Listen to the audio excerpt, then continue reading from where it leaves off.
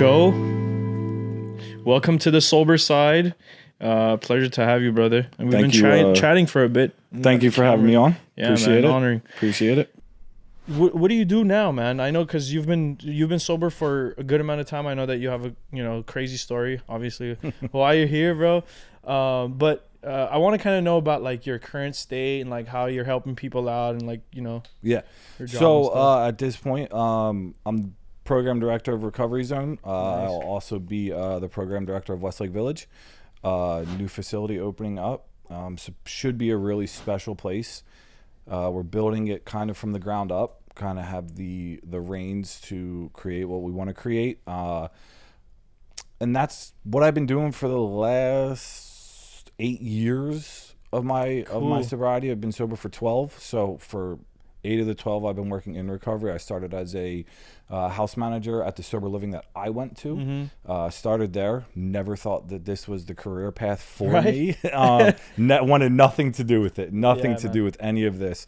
But it called me, Yeah. and I realized it's something I really enjoy. I like seeing people get it. I like seeing the lights turn on in people's eyes, and that's where I'm at. I do a little case management as well when the team needs it, but that's essentially what I'm doing now. Yeah, man. I know you guys help out a lot of people, bro. You guys are, I mean, I wouldn't say you guys because I'm part of it too, but there's a lot of people out there that are getting help, so that's good. True quality treatment requires somebody who's been through it, who understands what you're going through, what you've been through, how to navigate obstacles that they don't even know are obstacles. So right. And I look at it too. I always say, therapists are great, and some of them are in recovery and some aren't. But you need to have people on your team who have been through it, because anybody can read out of a book. Anybody can share something out of a book or something that they learned in school. But to be able to sit there and look at a client who's struggling and go, I've been there. Right. I walked through that. I've had this happen. It might not be the exact same story, but it's a similar feeling and a similar outcome, For sure. So it's important to have that, within the team. Yeah, man, that's the real quality right there. Like, there's a lot of, and I don't want to speak bad about other facilities and other centers. Like, I'm all for people trying to help other people, especially when it comes to addiction and sobriety. But the true quality, like the real quality, is from the person's own life experience. Because like you said, man, you can't read a book and see a couple of things. All right, I'm a therapist. I have no idea what you're talking about. Okay, on to the next. Right. It requires a true connection with someone, because this is a difficult thing to overcome. It takes a lot of work, man. Absolutely. Yeah, man. So let's get into your journey, bro. Like, what's been your drug of choice, like, and then tell me like how you first found out about that thing. So drug of choice. My main love is opiates. Eventually it turned into heroin. But I've done it all. I was a dumpster. I was a garbage disposal. If it changed how I felt, changed how I thought, I wanted it. There was no trauma. I had a great upbringing. Both my parents were fabulous parents. Married till the day my mom passed away. I just enjoyed the party. I enjoyed the party. So Friday, Saturday, Coke, alcohol, a couple Percocet. Smoked a little bit of weed, call it a weekend. Yeah. I though wanted that party to go every single day of the week. So eventually when I discovered opiates for the first time, it was an aha moment. I'd smoked weed plenty, I drank plenty, ecstasy was involved, mushrooms were involved. But when I found opiates for that first time, it was just, this is the feeling that I want to feel every single day for the rest of my life. And I kind of jumped ahead. So a lot of people back then, today it's different. A lot of the drugs that we had, when I first started aren't around anymore. So most people would start Percocet, Vicodin, Oxycontin. I went straight to Oxycontin because that was what was given to me first. And I took half the pill in school. Because I needed... So you were in school at this time? Yes, I was 15 at the time. 14 or 15 at the time. The first time you tried opiates? Yes. Okay. And then like drinking, smoking, like partying? That like was 13 already. I was already smoking weed, drinking, 8th, 9th grade. 10th grade was the first time I did opiates. I had done Coke also that year. I'll never forget that, right? That first time of just like, whew, there it is. I'm up. I'm having fun. I'm talking to everybody. Yeah. I thought that was what it was. But then those opiates came into play, and that was the true love, you know? So I made that jump, and I was hooked from the first time. How are you getting your supply? Friends. I don't want to disclose, like, Friends. tell people how to get it, but Friends. you know, at that friends. age, you know, at that age, it was friends. You'd find out if somebody broke their arm, somebody got their wisdom teeth taken out. Parents who you know have them stashed in the grandma probably grandma has OxyContin for whatever the reason is. You know, I'd go to somebody's house and go to the bathroom, and the first thing I do is open up the medicine cabinet. Let's see what's in here. That's how I got it. You know, but it's funny, there was always a supply. You know? Where there's a will, there's a way. Right. Doesn't matter the age. If I want to get something, I'm going to get something. And let's be real, drug dealers aren't the most ethical, you know, kind people. You know, at the end of the day, they'll give you whatever you want. Yeah, you know, man. No matter the age. So how long did that continue on for? You know, like just from that 15, 14 age to, you know, how long did the, you know, whole partying process before it went downhill? Like, what was it? So the partying process was throughout high school. Yeah. Right. No real consequences, no real issues. I got an underage, but I had the parents who were, you're a teenager, you're going to do these type of things. You know, the small town that I grew up in, it wasn't acceptable, but it was also okay. Which small town is this? It's called Birdsboro, Pennsylvania. Nice. You can like it's 1 square mile. There's 4 stoplights and three pizza shops. That's the extent crazy. of our town. Like, but everyone knows each other. Yeah, everybody knows each other. You know the police. You probably went to school with the police. My dad was friends with the judge who tried me for my underage. My dad was my lawyer for that. Like, that's so funny. You know, so I didn't have big consequences. Yeah. So, you know, I had the parents of, if you're going to drink, if you're going to smoke weed, do it at home. Right. Okay. So we know you're safe. We know you and your friends are safe. Right. You're going to do it. So let's contain this, you know. But, you know, we still went to parties. We still had fun, you know, and I took that till I was 18. At 18, I joined the military because I wasn't a school person. I wasn't going to go to college, but I wanted to get out of the town. You know, I had bigger dreams than being a townie. Yeah. Right. So I go to the military. I'm off everything for a couple months. I go to Washington State. So how did you get off of that? Like, you were experiencing I wasn't addiction, strung out up to the point of withdrawal. Yeah. Right. So it was like a time to time thing. Yeah. It was 3 or 4 times a week. You know, different drugs. So I wasn't getting hooked on one thing. Right. It was just, again, whatever made me feel good is what I would do. Mainly smoking weed and drinking, and then, you know, pills once or twice a week. You know, maybe some ecstasy was thrown in there, some mushrooms were thrown in there, but that was really the extent of it. Not enough to, you know, have that physical dependency. Gotcha. Right. So I joined the military, and of course I can't use while I'm in basic training while I'm in school, but I go to Washington State. I'm there, I don't know, 2 weeks. You know, and some guy knocks on my door. It's kind of like dorms, right? Knocks on my door, and I open it, and he goes, "Do you do OxyContin?" And I'm like, "Yeah, I sure do." And right there it found me, you know. Wow. And I had no defense against it because I didn't want defense against it. That's crazy. You know, I wanted to do it, right? Yeah. So there it started again, of just once or twice a week. We would go drink on the weekends. I had a fake ID. Again, though, no consequences, because I had a lot of people in my life, including the people in the military, go, if you're old enough to die for your country, you're old enough to drink a beer. Yeah. You know, or, oh, he's only partying on the weekends, it's okay. You know, so there was nothing and nobody telling me you can't do this. Mm-hmm. It was, don't let it get out of control. Right. Be smart about it. And they wouldn't do like drug tests or anything like that? They would, but I became friends with the guy who did the drug tests, right? Pulls my test or gives me a heads up, right? Hey, we're drug testing this week. Be smart this weekend. Yeah. You know, don't do anything crazy. But so then though, at 20, I deployed to Iraq. So now I'm clean for a year. You know, we drank over there a little bit. We would get alcohol sent to us in the mail. We would buy shit off of the locals. Yeah. But again, there was no consequence because we were getting our jobs done and having fun when we were off. You know, as long as nothing interfered with work, we were a blind eye. push them aside. They're fine. They're doing what they need to do. Don't worry about them. Yeah. So it was still, there was never big consequences. Right. I was always getting away with something. But not much partying in Iraq, though. I would Not assume, much, right? Yeah. Not as much as we possibly could. We were on a lot of missions. Yeah. We were on the road all the time, but we couldn't, drink as much as we wanted to. But Yeah. we got it in when we wanted to get it course. in. Because again, at the end of the day, I'm a drug addict and I'm an alcoholic, and I'm gonna find it. Where there's a will, there's a way, and I'll always find that. And way. that didn't like interfere with like being a soldier or anything like that. It did at the end, but you get so accustomed to waking up at 5 o'clock in the morning, still drunk from the night before, and going and running 5 or 6 miles. It's just part of life at that point. It's just a habit.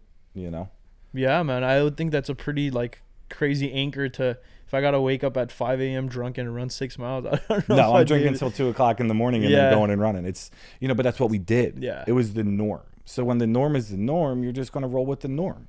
I always tell people I learned to drink when I was in the military. That Yeah, taught man. me, A lot of people. Yeah, taught me how to drink. Taught me how to not throw up. Taught me how to keep going. Taught me how to take a little bit of Coke and you can keep going a little more. But always in the back was opiates, right? So when I wasn't drinking, there was the opiates. They were always there for me. They were always waiting when I really needed to feel the way I wanted to feel. Right. And it wouldn't like get you like too like schlumped out, I guess. When the tolerance got there, no. Not when the tolerance got there, no. But So you were able to maintain, that addiction and Right. just continue on. and I was with also life. I was doing it at night to where if Okay. I did slump over, who cares? Sleep. I'm asleep, right? So it wasn't happening at work. Yeah. I was always ducking and dodging everything I could possibly do. Yeah. I mean, thank you for your service, Thank by you. the way. Thank you. Yeah. So when did it all get so bad? It sounds like you were doing all right. Yeah, where to see go that's wrong. the thing. I did all right for a long time. Yeah. When did it get bad? So I came back and I went to North Carolina. Again, I actually at this point had gotten strung out. So when I got back, I had gotten strung out. And the first time I got strung out, I woke up and I was sitting at a Denny's and I'm sick. I can't figure out why I'm sick. I've never been dope sick before. So you just came. So you were in the military and then you left, went to North Carolina. Well, I got stationed at North Carolina, so I was still in the military. But I was sitting at a Denny's, couldn't understand why I'm sick. Yeah. Right, I had no idea why. I was taking ibuprofen, I was taking Dayquil, I took NyQuil. Nothing was taking away the sickness for like 2 days. So I meet my guy, I get high, and it's instantly gone. So in the meantime, you hadn't done it before, or you hadn't done it in that meantime. I hadn't done it in that meantime, and then when I got back from Iraq and went home for a month and then went to North Carolina, by then I had gotten strung out because I was free for a month. So I was getting high every single day. And I didn't realize what was happening. And then when I was sick and I got my opiates and I did them, I was no longer sick. And that's when it clicked that I was addicted to opiates, right? Normal person says You're experiencing the withdrawal. I'm experiencing the withdrawal for the first time. And you didn't know it was a withdrawal. You thought you had a cold. I had no clue. I thought I was sick. I thought I had the Okay. flu. Normal person goes, you need to stop. This is bad. My mind goes, I need more, right? I need to not feel this way. That's when things started to get derailed. And how bad was the withdrawal process? Like It to the point where was- like the ibuprofen and you thinking you had a flu. nothing worked. Nothing took away the sickness. Not a thing. Like how bad was the sickness? I mean, it's the worst feeling that I've ever felt. I'd rather break bones. I'd rather break bones. I'd rather whatever you name it. I'd rather do it than go through that opioid withdrawal. And then also go through the opioid withdrawal in 110-degree heat in North Carolina is a miserable, miserable place. Now here's the kicker. I hurt my back while I was there, and they prescribed me opiates. So now, once again, excuse, no consequences, and now I have a constant supply from the pharmacy. It got so bad though to where I was running through those in a matter of 10 days to 2 weeks, and I needed 2 weeks more of what was making me feel better. So the money got tight. I was running out of money. I was calling my family. I was making up excuses to everybody why I didn't have money. And it just got to a point where I couldn't control it anymore. You know, I was full blown in addiction, did not matter. I would still wake up and go to work, but that was the most I was doing. I wasn't doing anything extra. Yeah, and you were working at I was working for the military at the time, right? I ended up getting out of the military when I was 23 on a medical discharge because of my back, you know? So still, I hadn't been caught. No one knew what was going on. Nobody could understand where all of my money went, you know, because I was just making up lies and excuses, but the lies and excuses were believable enough to where nobody questioned anything, you know? Gotcha.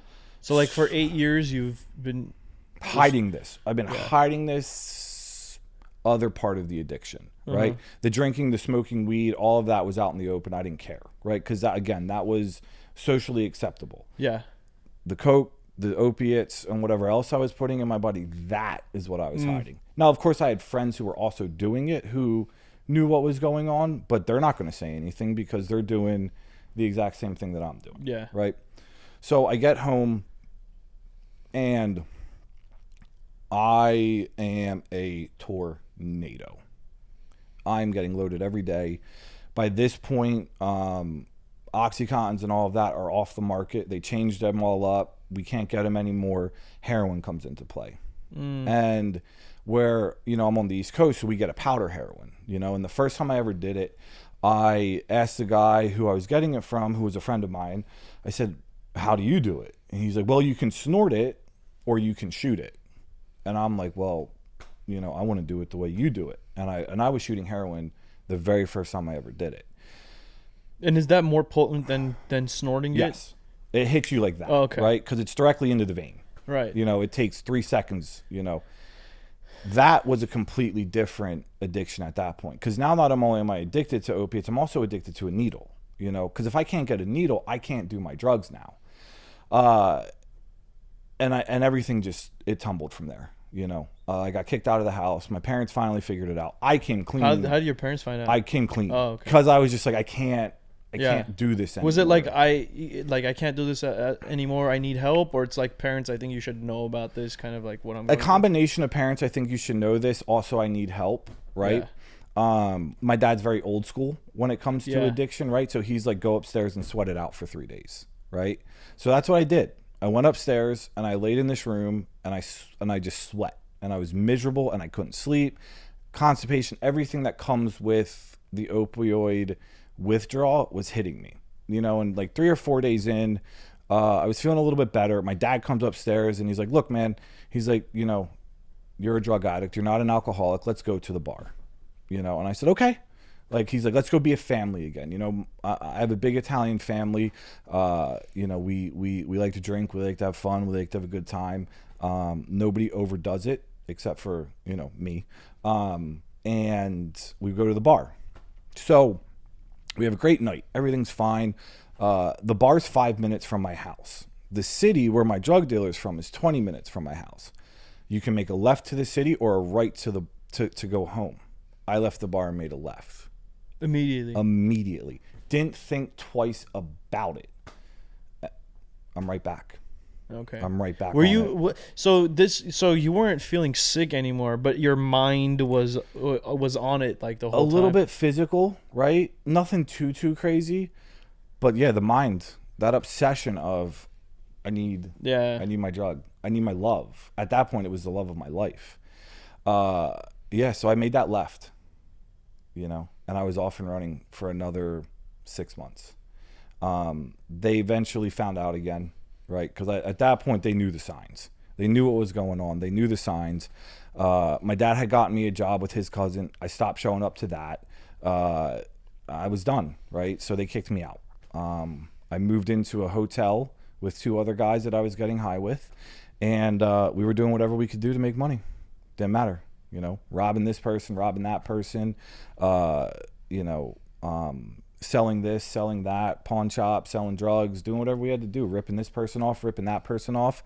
And, you know, at that point too, I picked up a little bit of a crack addiction because the heroin wasn't enough anymore. You know, I needed more. I needed something to pick me up and then bring me back down. And I then got on that roller coaster.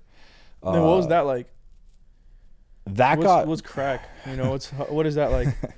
crack is, it's hard to explain, but it's the darkest thing I've ever done because the high is so intense, but it's so quick and it's so addictive. You want more of it immediately, you know, and I always tried to stay away from it. To me, that was gross. That was something I would never do. But at that point in time in my life and my addiction, it didn't matter. I was crossing every single line. You know, I didn't care anymore. I didn't care about my life. I didn't care if I lived. I didn't care if I died.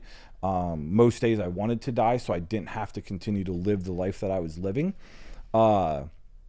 So, yeah, I picked that up. And I'm actually grateful I picked it up because I only made it a month and a half before I finally was ready to at least attempt sobriety. Right. You know? So, like, before you actually wanted to attempt sobriety, what was your overall, like, opinion about what was going on? Like, you know, being on the street, doing drugs, like, what were you thinking about that situation, right? Like, because you're saying you something had to lead up to you finally saying, all right, like, I'm going to try to stop this. Like, yeah. What was happening before that, you know? Like, it was wintertime. Yeah. I was in this motel with two other people. One of them had went to rehab like a week prior. The other one ended up going like 2 days later. Mm-hmm. And I just remember looking around this 2-bed motel room that the three of us were living in. Sheets over the doors, sheets over the curtains, needles and bags and pipes everywhere. And I looked around and I said, this isn't me. You know, yeah, I can't believe my life is here, but I was also okay with that, you know, because at that point I was a drug addict. I was what I was going to be for the rest of my life. And I didn't want anything else. I really didn't. Nobody was bothering me, you know. I was making ends meet with, again, doing everything under the sun to get high. And I didn't care. I didn't care anymore. You know, I didn't want to live. So it was always put a little bit extra more into that needle. You know, smoke a little bit more. Let's see if we can finally end this. You know, let's end this pain that I was in at that point. Let's end this pain for my family. You know, at that point, I didn't care if I died and I didn't care if they cared because they weren't going to have to deal with me anymore. You know, it was so selfish, right? The thinking was so selfish. But that's what happens. That's what the drugs do, you know? Yeah. So it was Christmas. You know, my family always had big Christmas parties on Christmas night. You know, and I called my mom and I said, can I come over? And she said no. Or she goes, let me ask your dad. My dad gets on the phone and goes, no, we want nothing to do with you. Nothing at all. And in that moment, I realized I had nobody in life. There was not a single person who was going to put up with my shit anymore.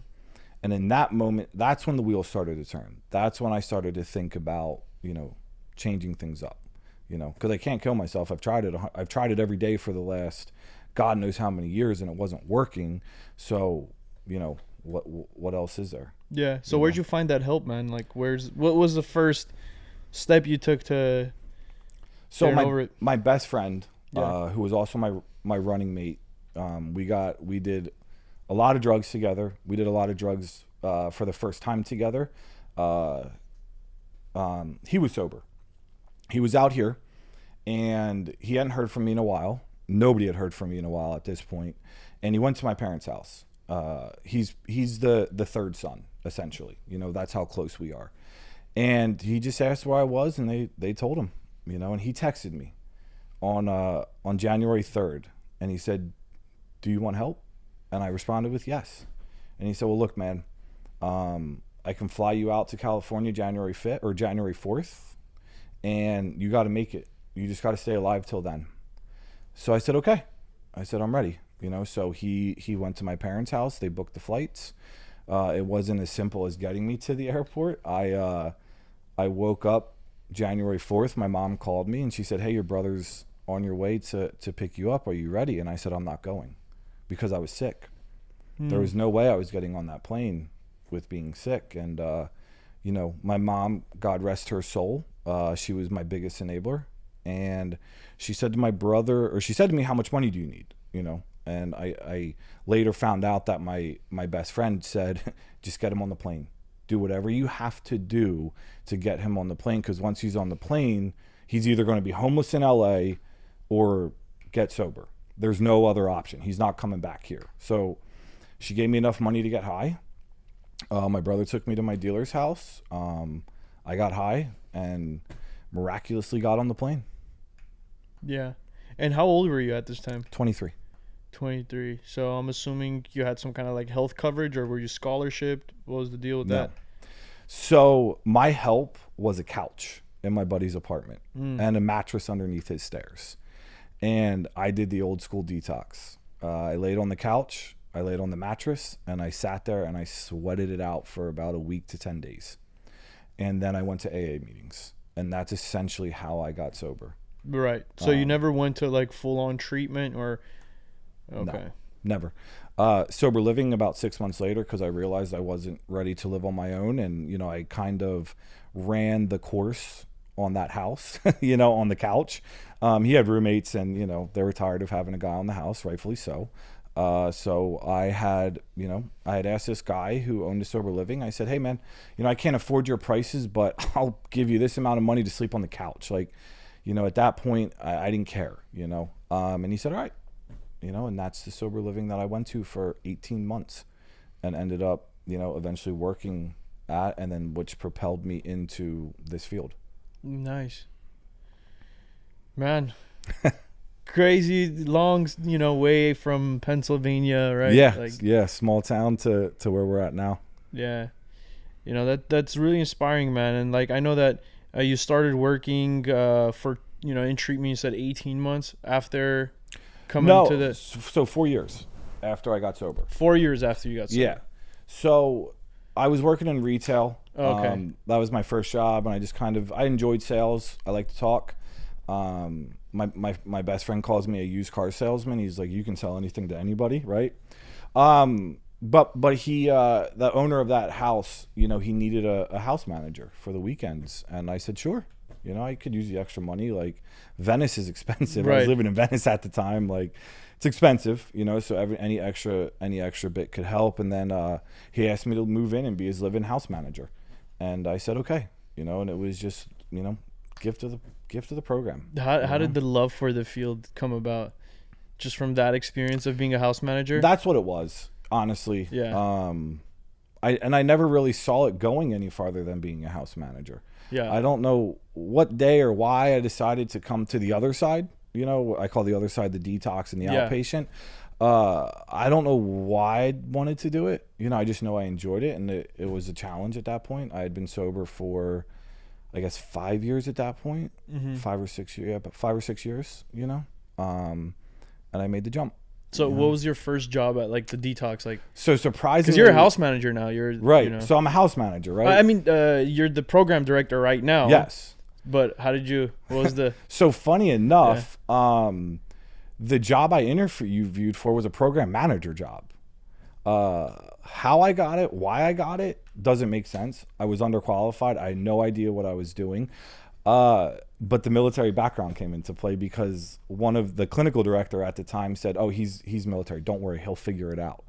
And they threw me into this job. I had 2 days of training with the previous manager, and I had to figure it out. Yeah. I had to figure it out. And I had to humble myself because for so long it was, you know, even at that point in my recovery and in my sobriety, I still had this big ego. I still knew everything. I was still, you know, I just was a house manager for 2.5 years. Like, this is nothing. And that job punched me in the face hard, you know, and I was terrified. I was also nervous every single day because I didn't know what I was doing, and I didn't know if I was doing a good job, and I didn't know, you know, what JCO was or what DHCS was or what KIPU was or what any of this stuff was. Yeah, you it's know? a lot of no new clue. stuff. I had no clue, right? But I figured it out. I asked questions. I went to trainings. You know, on Saturdays I would train with a therapist for 3 or 4 hours on all of this for months and months and months. And I always was open to learning, you know, and that has carried me to this point, you know. So Right. At that company, I had actually worked my way up to be the COO of that company, which blew my mind. You know? A junkie who barely graduated high school from Birdsboro, Pennsylvania, is now running this person's company. You know, Yeah. never in a million years did I think that was possible. And then, you know, to get the call, you know, to come over to Lumina and walk into the interview thinking it was going to be like, you know, like a normal interview, and sitting down and having Søren go, yeah, we want to bring you on within like the first 2 minutes. And I'm like, wait, what's going on right now? Like, yeah, man, God works in interesting ways. Right. This isn't supposed to happen to me, right? Like, I'm not supposed to be here today. I'm not supposed to be sitting here talking to you, right? Something happened, right? The day that I chose to actually get sober is the day that, you know, things changed, and they had to. Looking back, how do you kind of equate your parents into the whole equation? Because they kicked you out of the house, right? So that like put you in a different type of circumstance, which led up to this, right? Yeah. So today I do it for them, more than them, but mainly them, right? I had a rough relationship with them for the first 3 or 4 years. My mom was always there, kind of, you know, but she had to keep her distance. My dad didn't speak to me for 3 years when I got sober. And that was hard. You know, me and my dad always had kind of a rocky relationship growing up. We're the exact same person, so we are going to butt heads. That's just how it is. You know, but over time, you know, it got better. You know, and you know, when my mom passed away, I was 7 years sober, and it was sudden. It was sudden. It was a call on a Monday, and by the next Monday she was gone. You know, and I got to show up. You know, I got to fly home. I got to show up for him. You know, he lost his best friend of, you know, 40 plus years, and you know, I got to say goodbye to her. And rest her soul, man. Yeah, and I wouldn't change that moment for the world. You know, 7 years prior to that, there's no way I was even showing up to the hospital, let alone showing up for the entire family. You know, staying with my dad for another 2.5 weeks, you know, to help him walk through whatever he needed to walk through.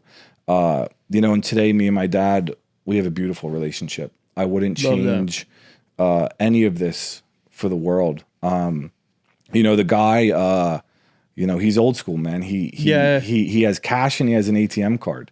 He doesn't, and he writes checks. He doesn't know what a debit card is. He doesn't know what Zelle and all and that. None of that, right? App. So, you know, the man trusts me to hand me a check once a year to pay some bills online and do this and do that. And, you know, I look at that and it's just, it's a trip, because it's not a lot of money, right? It's probably 600 and some bucks for the year for a cell phone. But 12 years ago, he wouldn't hand me $1. Huge contrast. You know, so today, I do it mainly for him.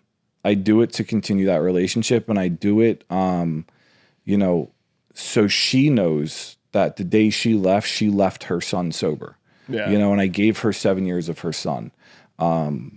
And I wouldn't go back and change any of that. And I've thought about it, right? I've thought about changing that. But every time something happens and something or someone shows up and it's, Joe, you need to be sober today. You have a different purpose. You're not that person you were 12 years ago, you know? And I would have lost it all again and again and again if I chose to go back. Yeah. Your parents are your compass. Yeah. And I'm, you know, they ought to be very proud, right? Especially, and fulfilled, I would say. The only thing they're missing is a grandkid. Yeah. Right. Well, my brother, his wife's your brother took care of that. His wife's in labor as we speak. So I could leave here and have a niece as soon as I walk out. You know. So he's getting that, and hopefully awesome, you know, more to come. But yeah, he's pumped. You know, he's pumped on where we've come. Yeah, man. Know? And you kind of like mentioned how you've had a few, kind of I don't want to call it cravings, but like times where you've really been tested, right? Like during your sobriety, like, you know, how do you deal with that, man? Because a lot of people they'll get some time, right? And then curveball. So there's two big moments in my sobriety in the later years. The early years, that comes up all the time. You just got to walk through it, you know? But one was my mom, right? I always said if one of my parents dies suddenly or whatever, so on and so forth, that I was going to at least drink. But I realized in that moment that it wasn't about me, right? I made it about everybody else around me. I made it about my family, and I showed up for my family. Because I didn't get to do that. You know, I lost a lot of years being able to do that, you know, and so that stopped, you know, and then COVID hit, right? So COVID for me was years 8 to 10. And I had a great time during COVID. I didn't have that miserable experience that everybody else had. Like, I was still going to work every day. Me and my roommate at the time were going to Vegas every other month because Vegas was open. We were going to Palm Springs in between those months. We were living our best lives. While keeping it sober. But I stopped going to meetings because they were on Zoom.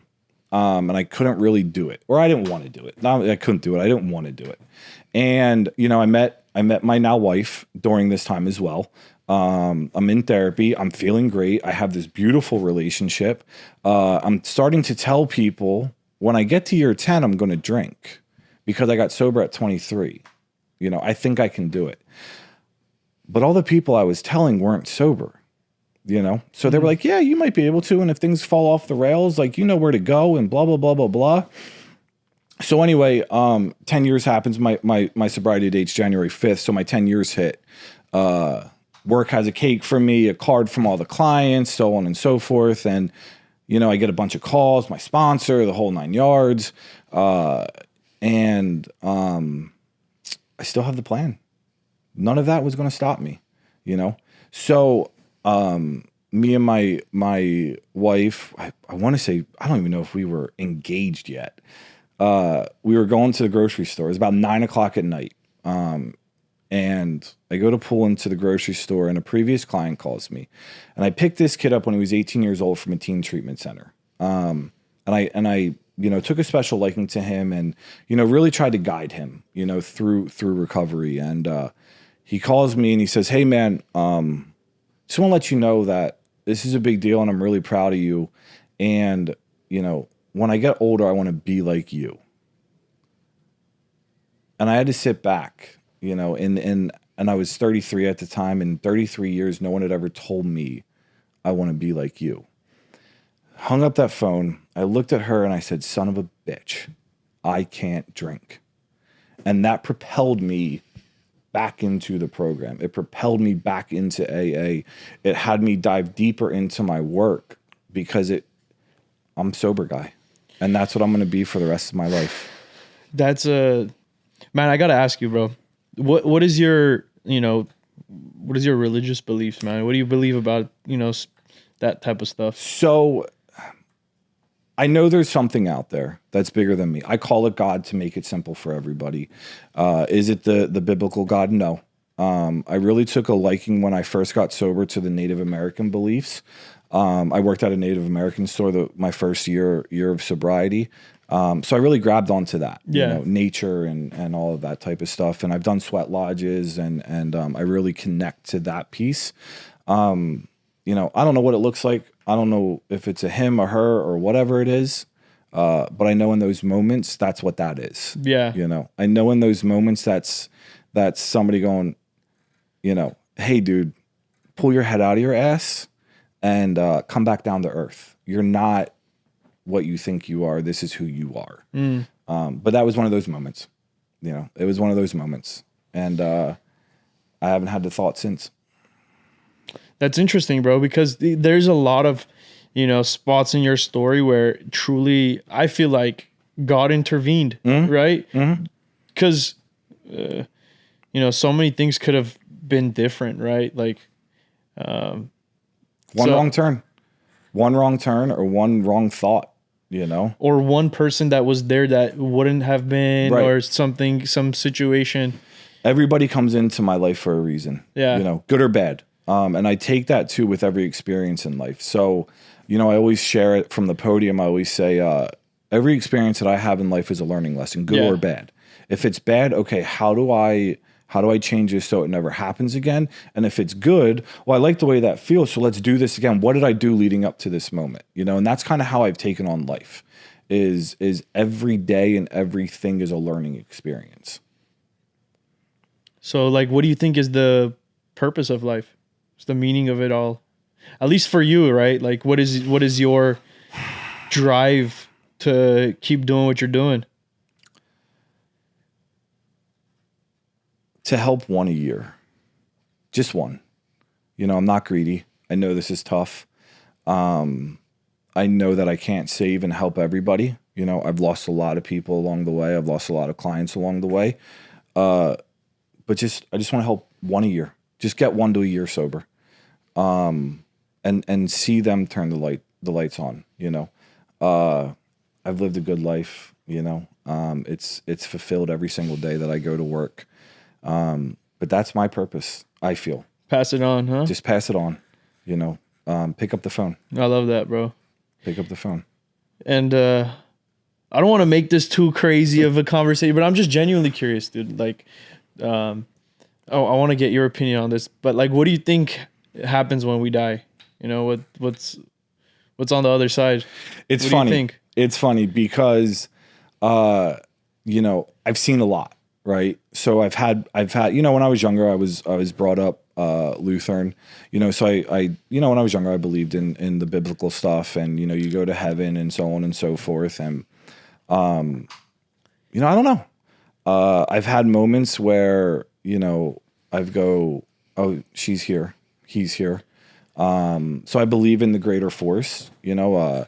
Every time I see a hummingbird, that was my mom's thing. She had hummingbird feeders outside, and she would sit on her deck and watch her hummingbirds. So every time I see a hummingbird, I just look over and I say, hey, you know, hi, I'm here. Glad to see you. You know, so there's that part of me that thinks you come back as something different, whether it's, you know, a hummingbird or a feeling or something along those lines, you know. Yeah, man, I loved your story, brother. And you know, we're doing this, you know, we're talking about your story, and we're sharing because we want to inspire people to come to the sober side, you know? Yeah. To really truly get out of that situation that they're in and pursue what I would say, you know, God has planned out for them, or the best version possible that they could get out of their life, right? It's not bad over here. Yeah, it's not. It's not bad over here. But I don't know. I truly think that if you really want to, you know, achieve something, get something out of your life, have some meaning, have some purpose, like truly live a good life, you can't do it, you know, on drugs or like being addicted to alcohol or being addicted to some kind of substance. I think you truly have to come into it with a sober mind, right? Like a sober.